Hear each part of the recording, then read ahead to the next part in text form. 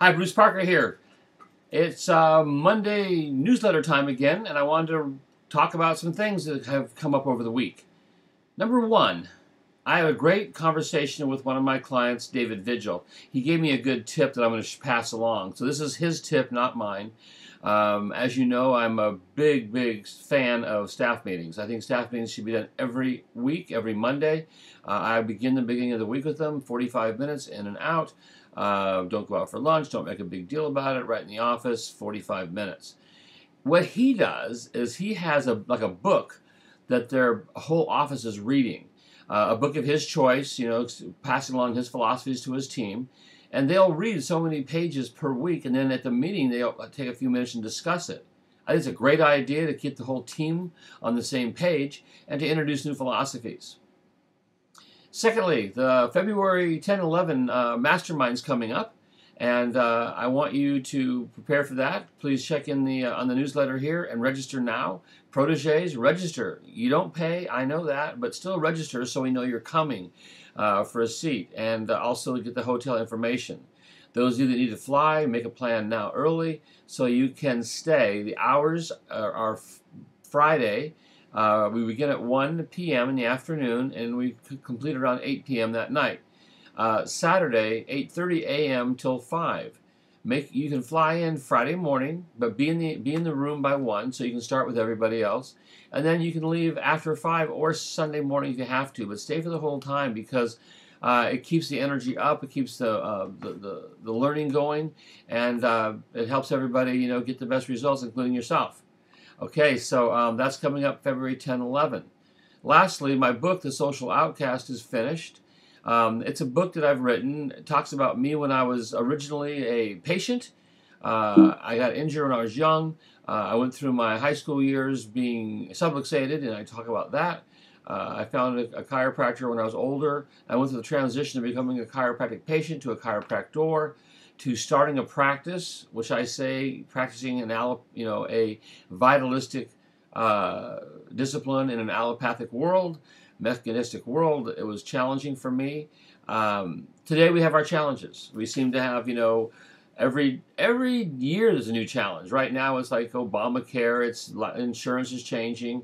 Well, when I first came out of school, there was no insurance. So we've always had challenges, and I'm going through my story. And you'll see it's a story of struggle. I didn't just, come out of school was like instantly successful. I failed for like 3 years.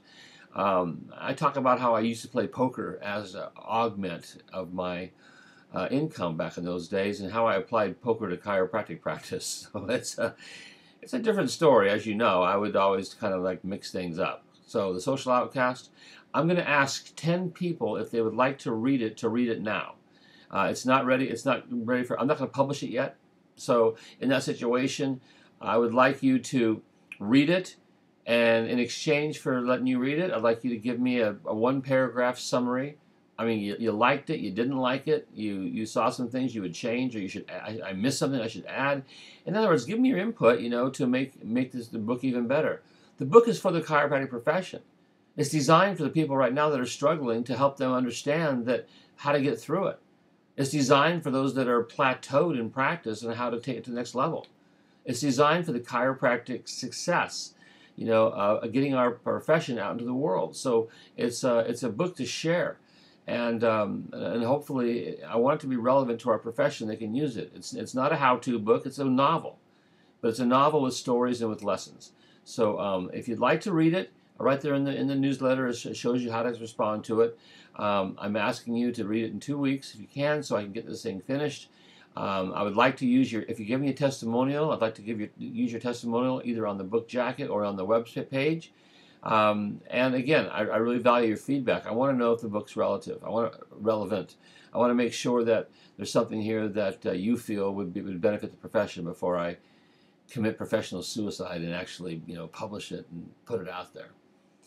I talk about the medical herd. I talk about the domination of medicine in this world. It's time to create the chiropractic herd. We had a pretty good momentum with chiropractic growth up into the 70s, and I think kind of the Mercedes 80s kind of stopped chiropractic from the point of true health. We got involved in accidents, injuries, insurance, and all kinds of different things, and now that's gone away. Not 100%, but it's on the deathbed. And I see the future for chiropractic is getting back to what made chiropractic great from its inception to 1976 or 1973, when the Health Education and Welfare said the fastest growing profession is chiropractic. Understand, there was no insurance back then, and we were not doing allopathic practice. We were doing alternative to medicine. We were doing a whole different approach, and that's what got the public excited. That's what we want to bring back. That's the key to get our practices back, not to an old-fashioned, somebody said that's a dinosaur practice. No, a modern healthcare practice is what I'm all about, but understanding how to meet the needs of the public. So that's what the book's about, and I would love your assistance on it. Other than that, you have a great week, and I'll see you soon.